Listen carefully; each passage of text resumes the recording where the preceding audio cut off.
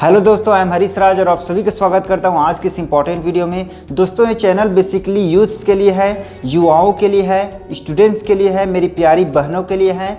उनको छोड़ करके जो मेरी जीवन साथी बनने वाली है, सारे के सारे मेरे बहन समान हैं, मेरी माँ समान हैं। तो चलिए वीडियो में आगे बढ़ते हैं और ये समझते हैं कि हम अपनी पढ़ाई से प्यार कैसे करें, हम अपने बोरिंग से बोरिंग सब्जेक्ट्स को इंटरेस्टिंग कैसे बनाएं। दोस्तों, अगर मैं अपनी बात करूं तो जब मैं 12th में था, कॉलेज स्टैंडर्ड में था, तो उस टाइम पे मैं 6 से 7, 8, 9, 10 घंटे पढ़ाई करता था, क्योंकि मैं उस टाइम पे 12th को दोबारा पढ़ाई कर रहा था। तो साथ ही साथ मेरे साथ 1 साल का एक्सपीरियंस था, साथ ही साथ खुद कोचिंग जाता था और एक्सपीरियंस के साथ में मैं अपने दोस्तों को पढ़ाया करता था।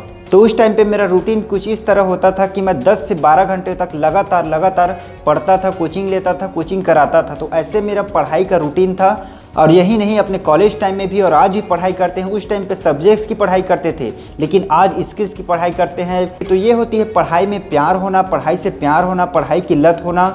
क्योंकि आप कोई भी बुक पढ़ सकते हैं, चाहे वो आप क्लास की बुक पढ़ें, चाहे आप लाइफ से रिलेटेड कोई बुक पढ़ें, चाहे आप एक स्टूडेंट हो, चाहे आपकी शादी हो चुकी हो, चाहे आप एक बिजनेसमैन हो, आप कोई भी कंडीशंस में आप पढ़ाई कर सको, तो इसे कहेंगे पढ़ाई से प्यार होना। तो अगर आप चाहते हो कि आपको भी अपनी पढ़ाई से उतना ही प्यार हो जितना कि कोई बॉयफ्रेंड अपनी गर्लफ्रेंड से करता है, कोई पति अपनी पत्नी से करता है, कोई माँ अपने बेटे से, तो इसी तरीके का प्यार आपको पढ़ाई में बनाने के लिए आपको कुछ चीज़ों को ध्यान में रखना चाहिए। जैसा कि माँ और बेटे के बीच में, जैसा कि पति और पत्नी के बीच में, जैसे कि बॉयफ्रेंड और गर्लफ्रेंड के बीच में प्यार होता है, उसी तरीके से आपकी स्टडी में भी, आपकी किताबों से आपके साथ में प्यार होगा। तो सबसे पहले हम ये समझ लेते हैं कि एक पति को अपनी पत्नी से, एक बॉयफ्रेंड को अपनी गर्लफ्रेंड से प्यार कैसे होता है। प्यार तभी होता है जब वो एक दूसरे के करीब आते हैं, एक दूसरे को समझते हैं, एक दूसरे की इंपॉर्टेंस को समझते हैं, एक दूसरे का ख्याल रखते हैं, तभी उनके बीच में प्यार हो पाता है। तो बिल्कुल इसी तरीके से अगर आपको अपनी पढ़ाई से प्यार करना है, तो आपको भी अपनी पढ़ाई के करीब जाना होगा, यानी कि आपको अपनी किताबों के, अपने सब्जेक्ट्स के करीब जाना होगा, उनको इंपॉर्टेंस को समझना होगा।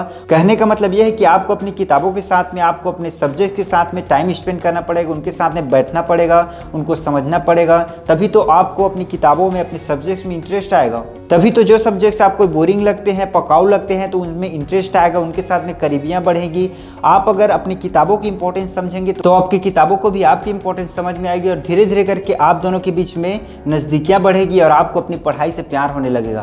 और आप जितना पढ़ाई करते जाओगे, जितना पढ़ाई करते जाओगे, जितना टाइम स्पेंड करते जाएंगे, उतना ही आपको अपने सब्जेक्ट्स के, अपने पढ़ाई से प्यार होता चला जाएगा। और धीरे धीरे करके एक दिन ऐसा वक्त आएगा कि आपको वही सब्जेक्ट सबसे ज़्यादा इंटरेस्टिंग लगने लगेगी जो आपके लिए सबसे ज़्यादा बोरिंग लगती थी। तो ये धीरे धीरे करके होता है, क्योंकि प्यार धीरे धीरे करके होता है, और लगातार उनके साथ में बैठने से, लगातार उनके साथ में टाइम स्पेंड करने से, लगातार एक दूसरे को समझने से ये प्यार बढ़ता है। तो वैसे ही आपको अपनी पढ़ाई से भी प्यार होने लगे। एक गर्लफ्रेंड और एक बॉयफ्रेंड के बीच में जब अट्रैक्शन वाली प्यार होती है, तो वो अट्रैक्शन वाली प्यार तो आमने सामने देखने पर ही पता चल जाता है, लेकिन एक सच्चा प्यार कुछ टाइम के बाद में होता है, 6 महीने बाद में, 1 साल के बाद में, 2 साल, 3 साल, जब उनके बीच में अंडरस्टैंडिंग बढ़ती है, जब वो एक दूसरे को अच्छी तरीके से समझ जाते हैं, तभी उनके बीच में प्यार होता है। और वो प्यार सच्चा होता है, वो प्यार टिकता है। तो आपको भी अगर आपकी पढ़ाई से तुरंत प्यार हो जाए तो वो ज़्यादा दिन नहीं टिकेगा, लेकिन अगर आपको धीरे धीरे प्यार होता है, धीरे धीरे करके आपकी बोरिंग सब्जेक्ट्स आपको इंटरेस्टिंग लगने लगेगी, वही सब्जेक्ट्स आपके सबसे फेवरेट सब्जेक्ट्स में से एक हो जाएगा।